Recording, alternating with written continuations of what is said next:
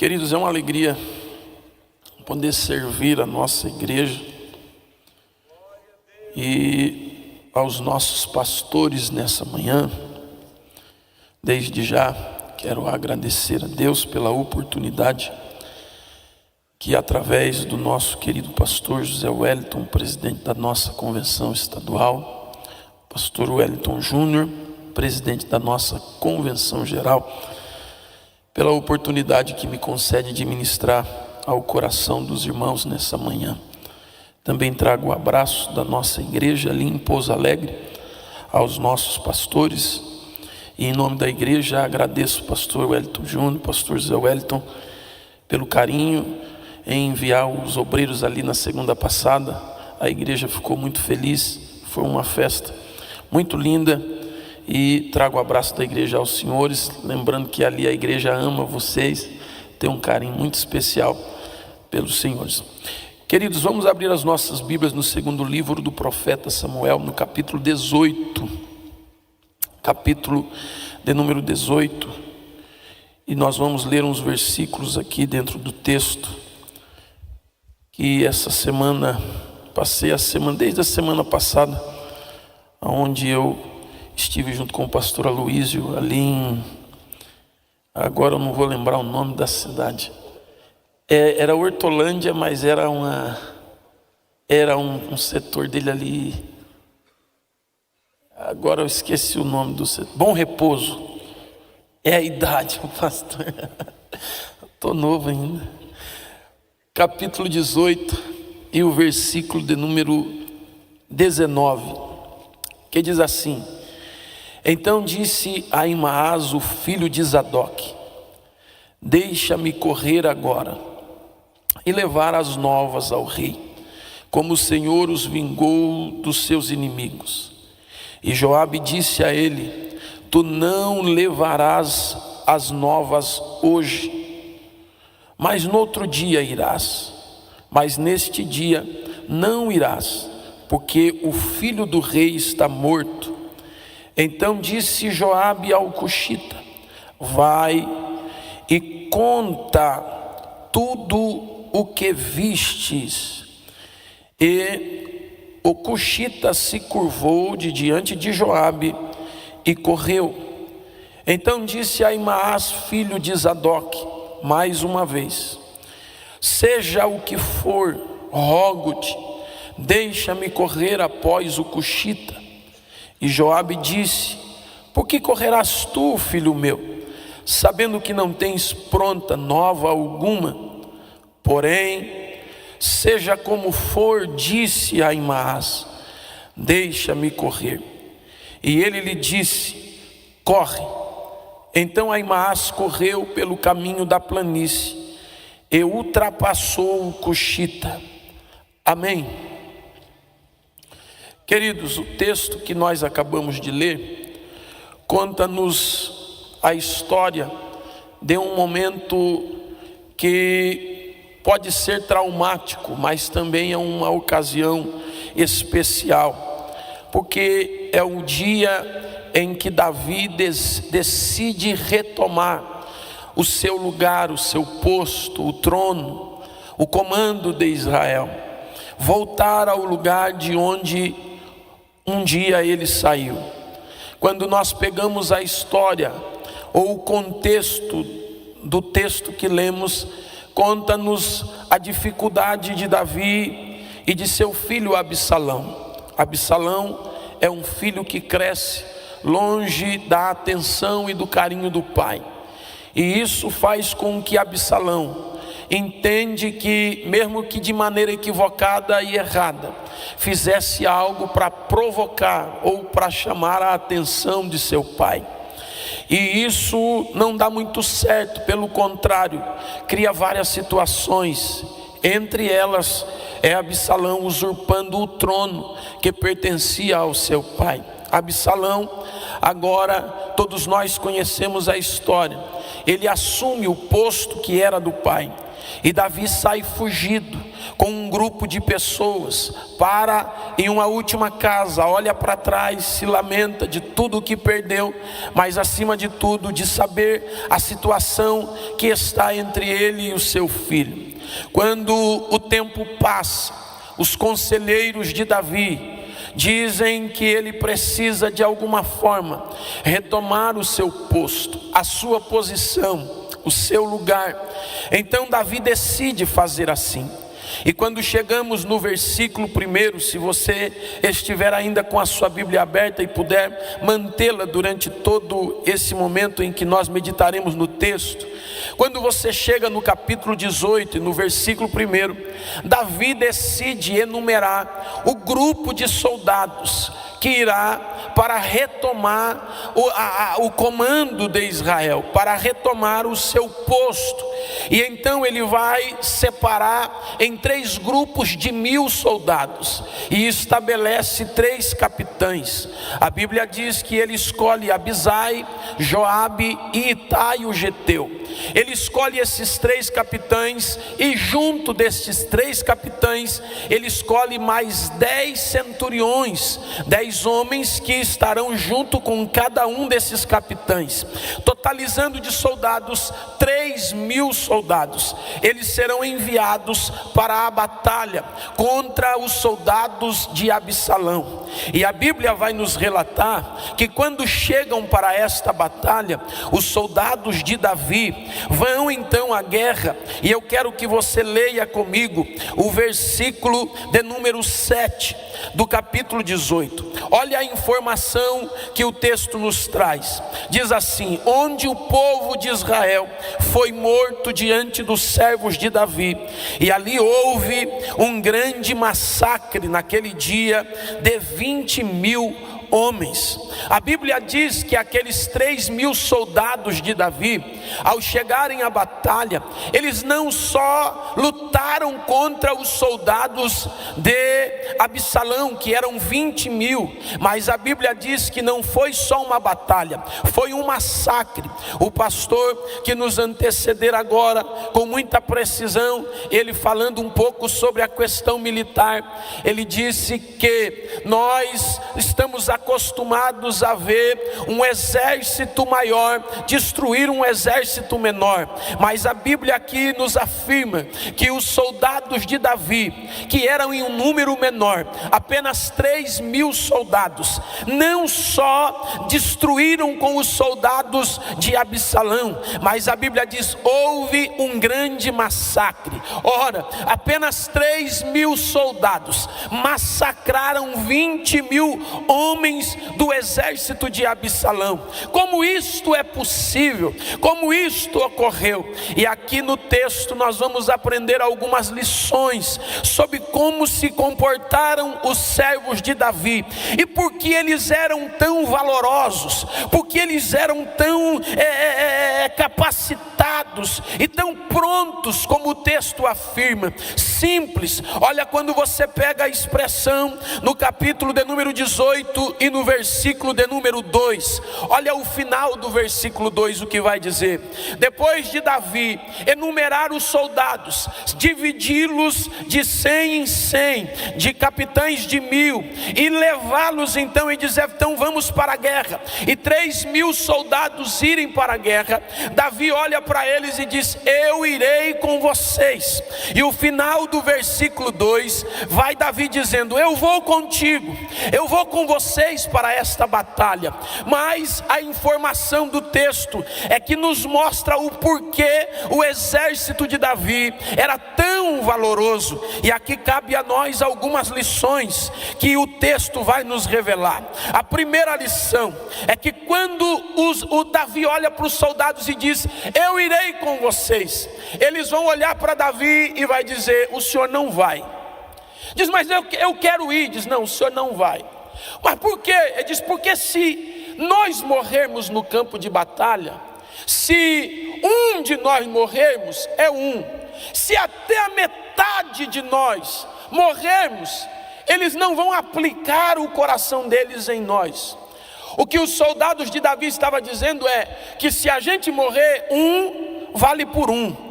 Mas daí ele termina dizendo: agora o senhor não pode ir, porque o senhor não vale um, o senhor vale 10 milhares.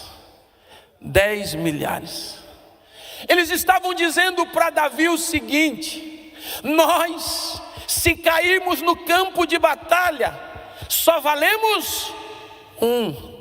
Mas se o senhor morrer, o senhor não vale um, o senhor vale 10 milhares. A visão dos soldados de Davi, se nós aqui nesta manhã tivermos a mesma visão, nós como igreja seremos um exército invencível. Nós não vamos à batalha, nós vamos praticar massacre contra os nossos inimigos. Qual visão? A visão de liderança. Nós precisamos entender quem vale um e quem vale 10 milhares. Sabe por que o diabo tem feito o que quer no meio de uma geração de obreiros? Porque nós perdemos esse respeito e esta visão. Hoje eu vejo pessoas, pastor Wellington Júnior, batendo boca às vezes com homens como o senhor, como o pastor José Wellington, como se vocês fossem apenas um. Eles não conseguem ter a visão de que existem homens que valem um, mas existem homens que valem 10 milhares. Os homens de Davi, eles entendiam, eles olharam e diziam: se nós morrermos no campo de batalha, somos um, mas se o senhor morrer, vale 10 milhares. Sabe por que o diabo tem tentado destruir os grandes homens de Deus que são nossas referências? Os nossos líderes espirituais nunca apanharam tanto, nunca sofreram tanta perseguição quanto tem sofrido, porque o diabo sabe coisa que às vezes você se esqueceu. Do que se um homem desse tombar, não é um que cai, cai todo mundo porque está atrás deles. E por isso o diabo fica tentando destruir os comandantes de 10 milhares. Mas nessa manhã nós estamos aqui para entender que eu posso valer um, mas Deus tem levantado homens que valem 10 milhares. 10 milhares. E hoje tem ficado politicamente correto falar assim: não, o senhor é pastor, eu também sou pastor. Se o senhor é, eu também sou. Não, não é assim que funciona. Os homens de Davi dizem: nós só valemos um, mas o Senhor vale 10 milhares. E essa visão é que faz o exército vencedor. É essa visão que nos faz sermos imbatíveis. É esta visão que nos faz irmos longe e não perdermos batalha. Quando eles usam a expressão: o Senhor vale 10 milhares, eles estavam dizendo: ô rei, a gente sabe o que o Senhor representa, a gente sabe quem o Senhor é. Nós temos que voltar a ter respeito pela liderança. Nós precisamos resgatar este princípio. Hoje as pessoas tratam pastores e líderes como se fosse qualquer um, mas o segredo da nossa vitória está em respeitar a liderança. O Senhor vale 10 milhares. Só isso? Não. Essa expressão usada pelos homens de Davi é para lembrá-lo, porque muitos anos atrás, mais de 30 anos atrás, o mesmo Davi, ainda jovem, com uma funda em uma pedra, ele derruba um gigante, pega a espada do gigante, mata o gigante, e a canção que ele ouve é: Saul matou milhares, mas Davi,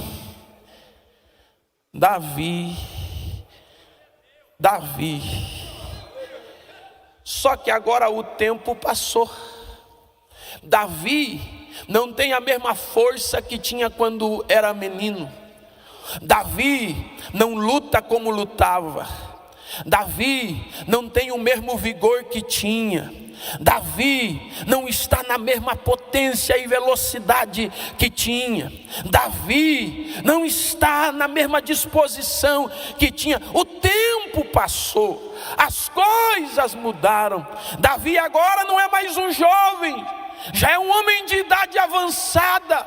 Mas os soldados de Davi fazem-o lembrar que mesmo tendo passado o tempo, que mesmo ele já não sendo o mesmo no vigor, na disposição, eles olham para Davi e diz para Davi: para nós o Senhor ainda vale 10 milhares. Porque nós temos que recuperar esses tipos de princípios no nosso meio.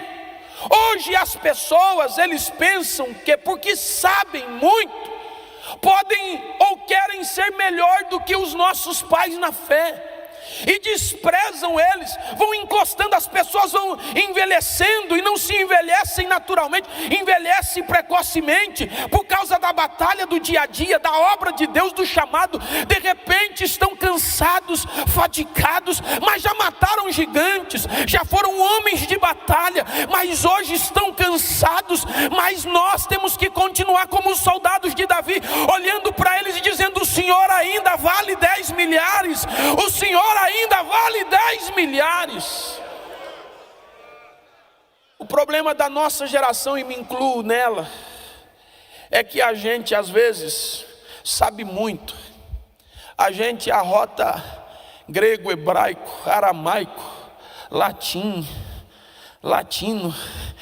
e tanta a gente, não, eu sei, e a gente não quer ouvir mais os homens mais velhos, mais experientes. Eles não sabem muito, eles só contam história. Mas deixa eu falar um negócio para você. Esses homens sabiam um pouco, mas do pouco que sabiam praticavam tudo. Agora a nossa geração sabe muito, mas do muito que sabe não pratica nada. A gente sabe tudo. Você chega na Bíblia, eles ficam até olhando quando a gente está pregando e fica lá: isso aqui errou, aqui ó, o grego não é assim, errou, mas não pratica. Agora os antigos, eles liam um texto simples, e o simples que eles sabiam, eles praticavam tudo. O olhar de admiração dos servos de Davi precisam também estar no olhar da nossa geração, a olharem para homens como estes e olhar para eles e dizer: o Senhor ainda vale 10 milhares, o Senhor ainda vale 10 milhares. O Senhor não vai para a guerra. Por quê? Porque o Senhor vale 10 milhares. Mas para o outro não vale. Vale 10 milhares. Vale 10 milhares. É muita ousadia da minha parte, mas eu queria fazer isso. E eu sei que você não vai se sentir desconfortável em fazer isso. Estenda suas mãos para cá, aqui assim, vai, todos. Isso. E eu vou contar até 3 e você em voz alta, você vai dizer assim: os senhores valem 10 milhares. Quem entendeu, diga amém. Vamos lá, vamos levantar. 1, 2, 3. O Senhor.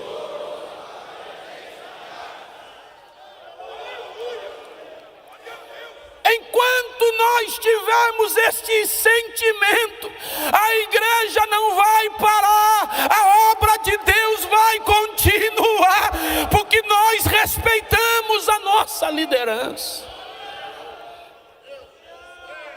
Quanto vale o teu líder? Quanto vale o teu pastor? Não, ele tem o mesmo preço. Que não tem, ele vale 10 milhares. Vale 10 milhares. Vale 10 milhares. Aí Davi disse: tá bom, eu não vou.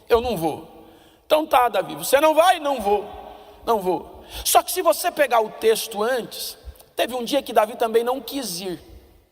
Eles disseram: não vai não, rei. Ele: tá bom, não vou. Só que naquele dia ele não foi e voltou para casa. E alguém lembra do final? Foi ruim, não foi? Aí a história repete. Lá vem de novo os soldados dizendo: tu não irás. Ele diz: tá bom, não vou. Ele está quase voltando para casa. Mas na hora que ele estava voltando, ele lembrou, disse: rapaz, a última vez que eu fui, deu certo não. Aí o texto diz: ele foi e ficou na porta da cidade vigiando. Às vezes as histórias repetem com a gente para ver se a gente muda de comportamento. As histórias se tornam as mesmas para ver se nós deixamos de ser os mesmos. Mas nessa manhã, assim como o Espírito Santo falou comigo, eu tenho certeza que vai falar com cada um dos senhores. E nós não vamos voltar para casa, nós vamos ficar na porta vigiando. Ele envia os soldados vão para a guerra. O texto diz que eles vencem a guerra, não só vencem, eles causam um massacre. E tinha um bosque, o bosque de Efraim. Teve um grupo que foge para dentro do bosque. Teve um grupo que diz: eu não vou ficar para a batalha, eu vou fugir. Fugiram para dentro do bosque. E eu quero que você leia o texto para você ver que coisa triste. Olha o versículo de número 6. Assim o povo saiu para o campo contra Israel. E esta batalha foi no bosque de Efraim, aonde o povo de Israel foi morto diante dos servos de Davi. Ali houve um grande massacre naquele dia, de 20.000 homens, porque a batalha foi espalhada dali por sobre toda a face do país. E o bosque devorou mais pessoas naquele dia do que devorou a espada. Aqui teve um grupo que ficou e lutou, mas teve um grupo que pegou e fugiu. Eles fugiram para o bosque em busca de abrigo, de proteção, em busca de refúgio. Mas o texto diz que o bosque devorou mais pessoas do que a espada naquele dia. E aí eu tenho um recado de Deus para o seu coração.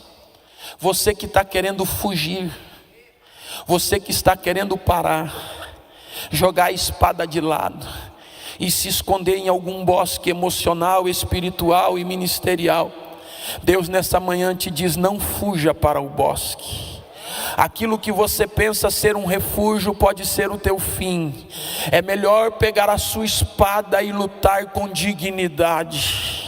Tem gente aqui nessa manhã, porque Deus não fala com ausente, que está com um pé no bosque e outro pé no campo de batalha. E Deus está te dando a chance de voltar, recuar, pegar a tua espada e manter-se firme na batalha, porque fugir não será a solução.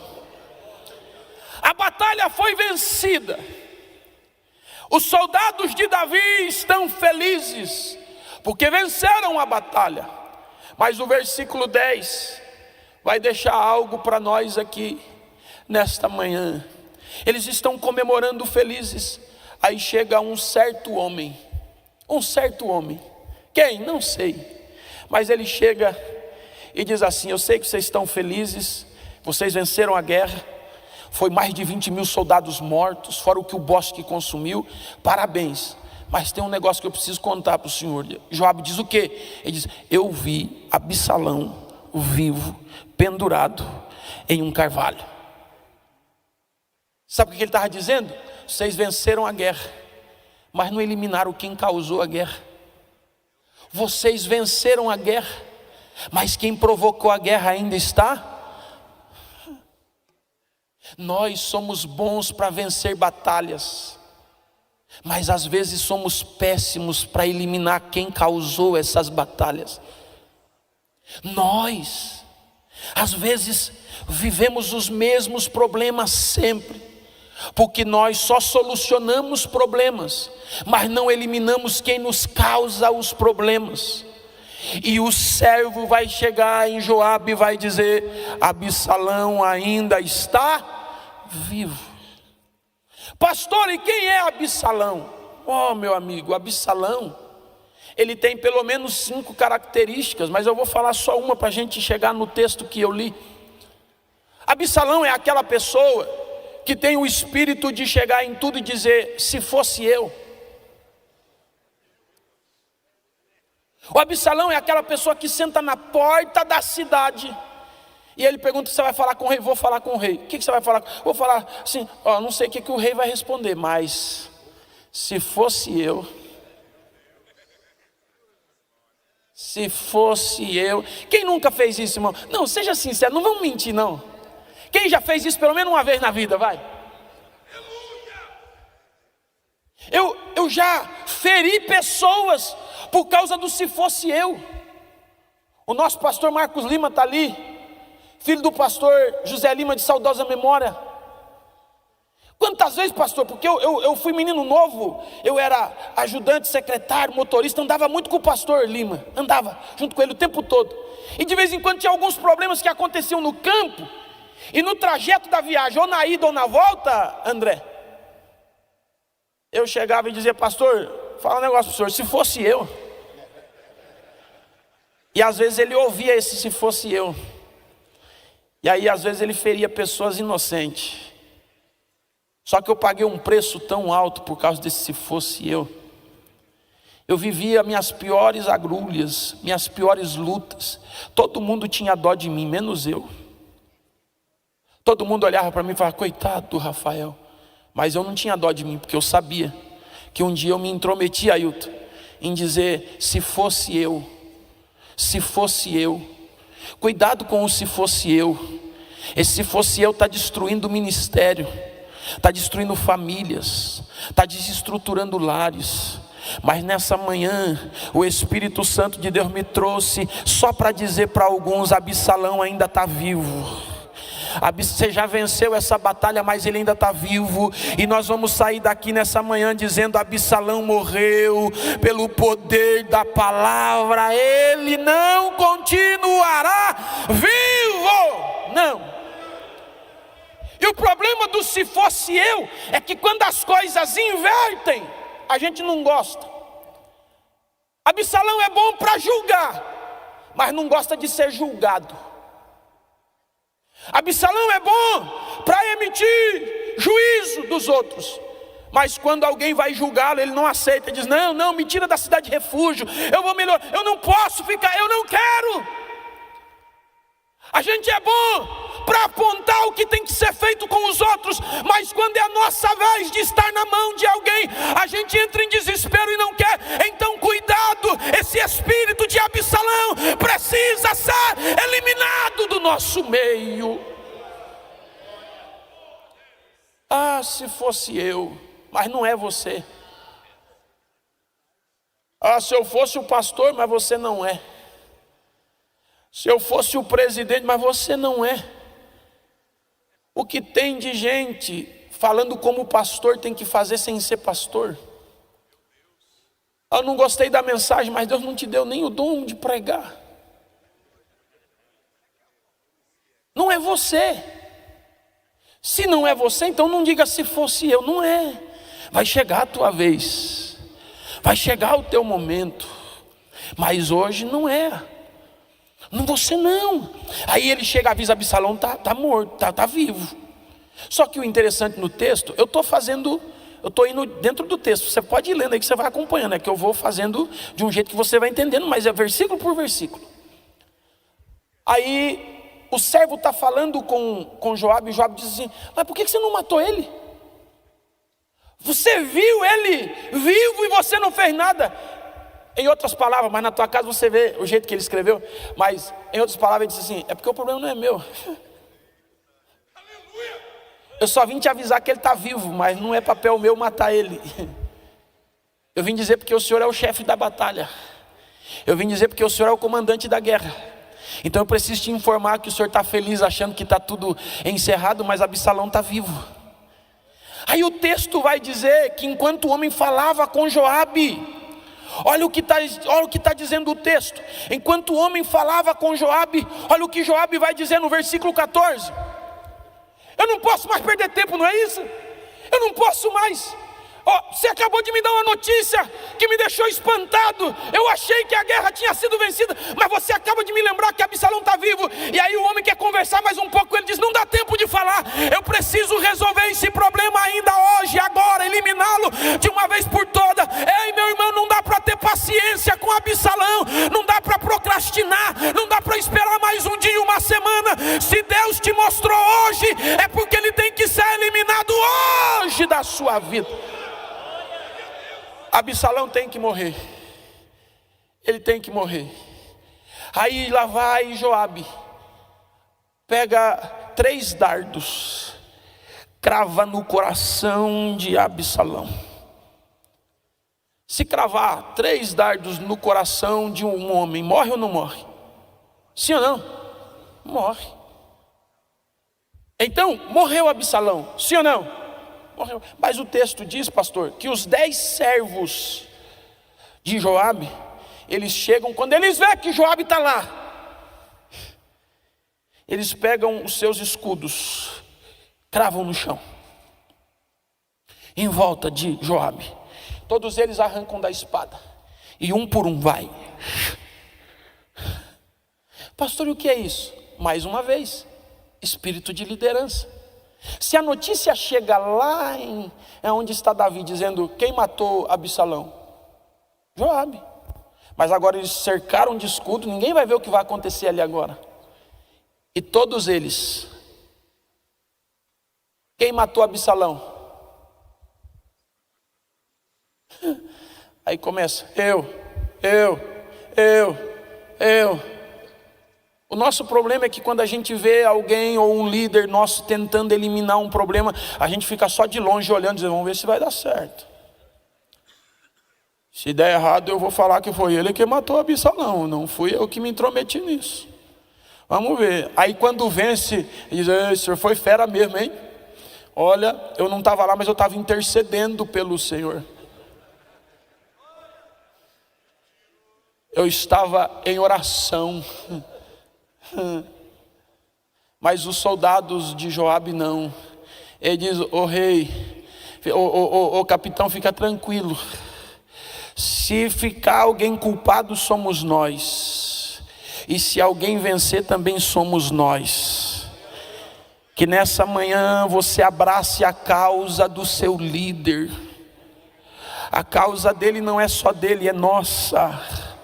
O problema não é só dele, o problema é nosso. A luta não é só dele, a luta é nossa. E Absalão morreu. Absalão morreu. Absalão morreu, e eu vou pular aqui porque eu quero entrar no texto que eu li. Aí eles vão sepultar Absalão. Ele queria que fosse sepultado no Vale dos Reis, mas ao invés disso, ele foi sepultado no bosque de Efraim. E tem diferença? Claro que tem. O sonho dele era ter sido lembrado como alguém que marcou a história de Israel no Vale dos Reis, mas ele foi sepultado no bosque de Efraim, aonde o bosque devorou mais pessoas naquele dia. E qual é o motivo? Aí Joabe diz: coloca uma pilha de pedra sobre ele, para que levante um memorial sobre ele. Mas qual é o propósito do memorial? Simples: todo mundo que passar lá vai ver o memorial e vai se lembrar do porquê ele morreu, com qual motivo ele morreu, por que ele morreu. Às vezes Deus nos faz lembrar de coisas ruins que até traz tristeza de nós, que a gente queria esquecer para sempre, mas de vez em quando Deus mostra para nós o nosso Absalão em um monte de pedra, para nos lembrar o que pode trazer de prejuízo para a nossa vida, se deixarmos alguma vez esse Absalão ressuscitar dentro de nós. Mas nessa manhã nós já jogamos pedra nele, está eliminado para sempre. Quem a crê assim, diga amém. Morreu Absalão, pronto. Só que alguém precisa levar a notícia. Alguém precisa contar. Quem vai levar a palavra para o rei? Só que tem alguns afoitos, alguns que ficam, permita pastor, fica lá sentado e só presenciando o tumulto lá. Aí ele ouve só assim: quem fala hoje? Quem vai falar para o rei? Aí o Aimás: ô Joabe, deixa-me correr e levar as novas. Aí o Joabe diz: hoje não irás. Se você olhar superficialmente, você vai ver que Aimás tem muitas características boas. Olhe para o texto bíblico aí, no versículo 19. Primeira característica de Aimás: ele tem vontade de correr. Ele disse: deixa-me correr. Segunda característica de Aimás, o versículo 19, o 22 e o 23 mostra que ele persiste no desejo de correr. Ele continua dizendo: seja o que for, deixa-me correr, mas você não vai ter recompensa. Não tem problema, deixa-me correr. Primeiro, ele tem vontade de correr. Segundo, ele é persistente no desejo de correr. Terceiro, versículo 23, a Bíblia diz: então ele correu pela planície do Jordão. Quer dizer, enquanto tinha um caminho que era vales e montes, ele pega uma rota onde é só reta. Então ele tem estratégia para correr. Ele tem vontade de correr, ele é persistente no desejo de correr, e ele tem estratégia para correr. Quer mais uma característica? Ele também tem velocidade, porque a Bíblia diz que ele ultrapassou o cuxita, o etíope. Até hoje nas maratonas a gente sabe que é quase sempre quem vence são os etíopes. Olimpíadas, maratonas. Mas o filho do sacerdote correu tanto que ultrapassou até o etíope. Então ele tinha vontade de correr, persistente no desejo de correr, estratégia para correr, velocidade para correr. Ele tinha o seu estilo próprio de correr, porque quando ele está correndo, está quase chegando, o servo de Davi olhou e disse: meu senhor, eu estou vendo um homem correndo ali, e pelo jeito que corre é Ahimaaz. Ou seja, ele tinha um estilo próprio de correr. Quinto, olha o que ele vai dizer: olha, ele é querido pelo rei, porque Davi olhou e disse: se é Ahimaaz, é um homem bom, vai ter uma boa mensagem. Por quê? Porque ele era querido pelo rei. Então Ahimaaz é alguém que tem vontade de correr, que persiste no desejo de correr, que tem estratégia para correr, que tem velocidade para correr, que tem estilo próprio para correr, que é querido pelo rei. Mas ele só tem um problema: ele não está autorizado a entregar a mensagem. Ele tem uma palavra negativa de Joabe: hoje não irás. Pastor, mas ele prega muito, mas hoje não irás. Pastor, mas ele tem estilo, mas hoje não irás. Ele tem velocidade, mas hoje não irás. Ele tem desejo, mas hoje não irás. Mas ele não irás hoje. E sabe qual é a maior dificuldade nossa? É de entender quando alguém diz para nós: hoje não irás. Hoje você não prega, hoje você não canta, hoje você não pastoreia, hoje você não assume essa igreja, hoje você não pastoreia essa igreja, hoje você não assume esse departamento, hoje você não prega, hoje você... E a gente fica: não, mas eu quero. Não, mas hoje não. Mas hoje não irás. Mas não vai hoje. Mas não irás. E às vezes, pastor, acontece isso com a gente, porque a gente fala para a pessoa: você não vai. Não, mas eu quero. Não vai, mas eu quero. De tanta pessoa insistir, aí a gente faz igual Joabe. Olha o versículo de número 20, versículo de número 23. Olha lá, olha o que Joabe respondeu para ele: corre. Ele venceu Joabe pela insistência: eu quero. Não, mas se eu te mandar, eu quero. Aí sabe o que acontece? Quando ele chega lá, o rei olha para ele e diz: e aí, como que foi lá? Diz: vencemos a guerra, Deus nos deu a vitória. E ele correu, ultrapassou o cuxita, foi pela planície. Ele diz: eu vou mostrar para todo mundo que Joabe estava equivocado, eu tinha a mensagem. Aí ele chegou e disse: o rei, e aí, tá bem, filho? Corri, o senhor não sabe quanta gente eu apodei para chegar aqui. Passei na frente de muita gente. Tá bom, meu filhão. E aí, como que foi? Vencemos.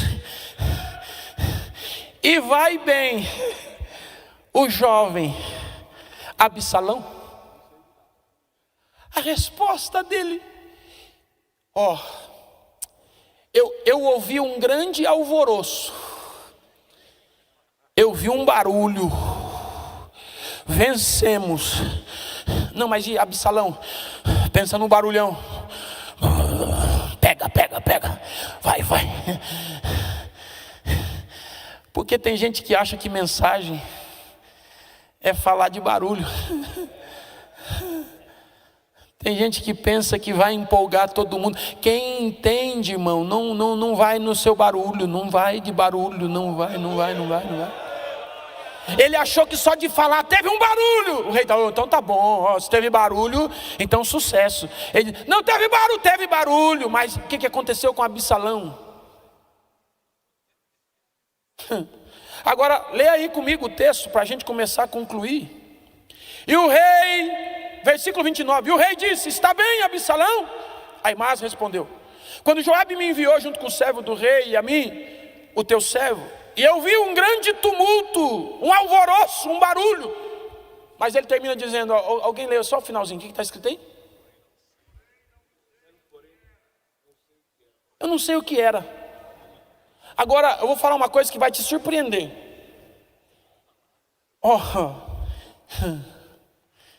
Ele sabia ou não sabia? Sabia, olha o texto.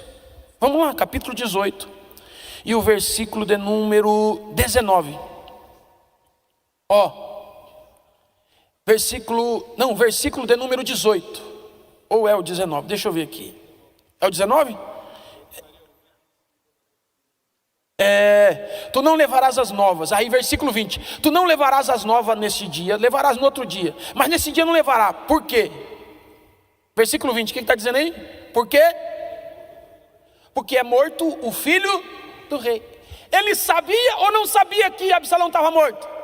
Só que na hora que ele chegou em Davi, ele olhou para Davi e ele, você acha que Joabe não conhecia o obreiro dele?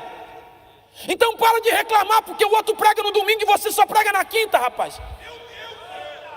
O teu pastor te conhece, ele sabe que se colocar você, independente do evento ou do ambiente, você vai tremer. E ao invés de ficar bom para você, fica ruim. Porque o final da história é Davi dizendo para Aimás, fica-te de lado. E vamos ouvir o outro mensageiro. Por quê? Porque você frustrou o rei. O que o rei queria saber, você não quis falar por medo. Então é melhor não correr do que correr, chegar lá e não conseguir entregar a mensagem. O rei te conhece, mas quem cuida de você todo dia é Joabe. Ele sabe, Aimás, tu não vais. Aí a gente fica tentando mudar, já que não deu para falar a verdade para o rei, a gente vamos fazer barulho. Mas o rei não quer saber do barulho, o rei quer resposta. O que adianta correr tanto, passar na frente de tanta gente? O que adianta ter estilo? O que adianta ter velocidade? O que adianta ter desejo? Aprenda que se ele disse não, é não. Hoje não irás. Hoje não irás. As pessoas têm que aprender a lidar com a frustração do hoje não. Ela precisa aprender a lidar com isso. Hoje não. É fácil? Claro que não. Engole aquele amargo. E você... E ainda você vê ele chamando o Cuxita no teu lugar. Ele gritando, Cuxita! E você lá do lado dizendo, mas eu sei correr. Eu tenho velocidade. Eu no lugar dele faria melhor, mas é a vez do Cuxita. Mas eu no lugar dele, eu tinha estilo, eu tenho mais intimidade com o rei do que ele só é um escravo etíope, mas é a vez dele. Deixa o outro falar. E a gente fica frustrado, e é perigoso porque a frustração pode se transformar em ódio, e o ódio se transforma em perseguição. Porque as pessoas hoje em dia aprenderam a camuflar a frustração com perseguição. Perceba que a maioria das pessoas que perseguem pastores, são pessoas frustradas, porque não conseguiram alcançar êxito no ministério. Mas se eles lessem mais a Bíblia e crescem na palavra de Deus, eles não ficariam frustrados. Porque a Bíblia diz que Deus deu para apóstolos, pastores, doutores. Ou seja, Deus chamou o pastor para uma coisa e me chamou para outra. Eu nunca vou conseguir ser igual. Mas eu quero tentar, eu quero chegar lá. Não, eu tenho que estar na vocação pela qual eu fui chamado. A Bíblia diz que nós, em Hebreus no capítulo 12, corramos com perseverança a carreira dos outros, a corrida do etíope. Não corra a carreira que te foi proposta. Não queira correr uma corrida que não é tua. Ai, mas corra a tua corrida. Mas as pessoas se frustram e ficam tentando desprezar, menosprezar, ofender, macular, porque não conseguiram chegar onde queria. Era melhor ter entendido que hoje não irás. O Joabe não disse você nunca vai, ele disse só hoje não. Oh meu Deus, olha alguém ali. Não quero ser invasivo, mas só olhe para alguém e diga: é só esperar.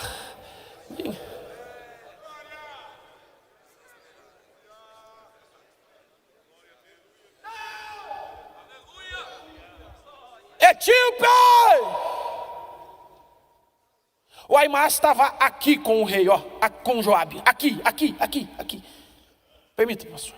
Joabe estava aqui, ó, aqui.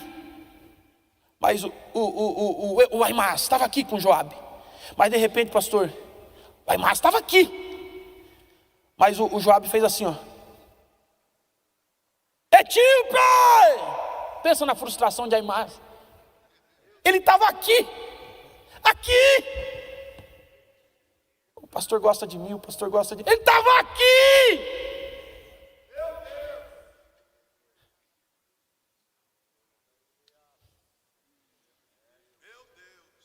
Aí, mas só um minuto. Etíope! Ele nem sabia que era ele, porque ele não fazia nem ideia. Um escravo, ele, não estou nem na fila. Mas passa 1, passa 2, 10, 20. Joabe está te chamando.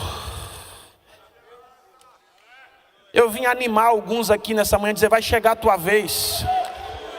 Mas eu não sou próximo de Joabe. Não precisa. Quando Deus quiser, Deus vai te chamar aonde você está. Aonde você está, Deus vai te chamar. Vem, etíope. O etíope chega. Qual é o nome dele? Qual é o nome? Não tem, mas tem mensagem.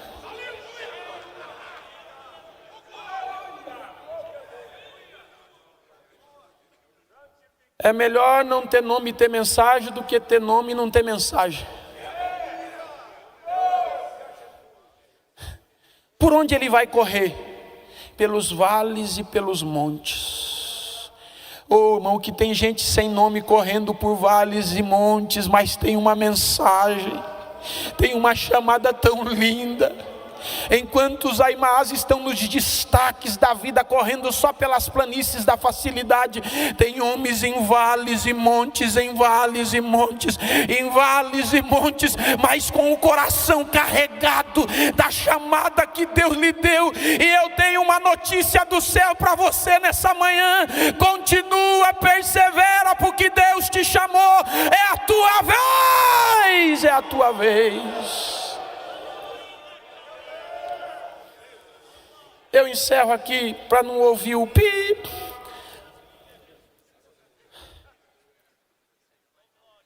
Ele está correndo. Só que ele saiu primeiro, pastor. O etíope saiu primeiro.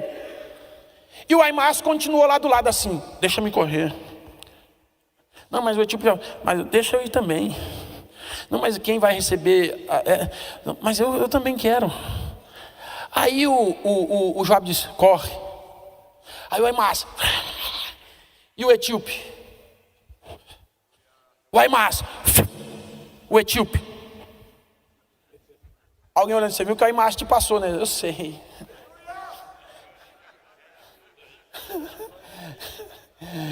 Ele vai chegar primeiro, eu sei. Eu não estou correndo a corrida dele, eu estou correndo a minha.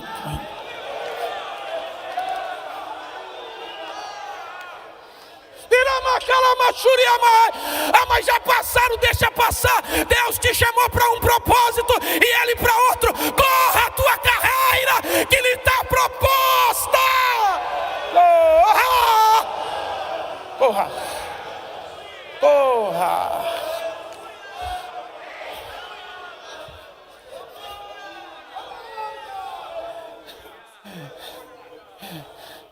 Alguém de longe olhando, dizendo: o outro ganhou. Mas Provérbios diz que a corrida não é dos ligeiros. Aleluia, corra com propósito. Pastor, mas ninguém está me vendo. Corra sem ninguém te ver. Pastor, mas já passou muita gente. Eu cheguei aqui em 1500, na época das margens do rio Ipiranga ainda. E o fulano que chegou hoje de manhã, pitou. E o fulano que chegou hoje de manhã já me ultrapassou. Continua correndo a sua carreira. Amém?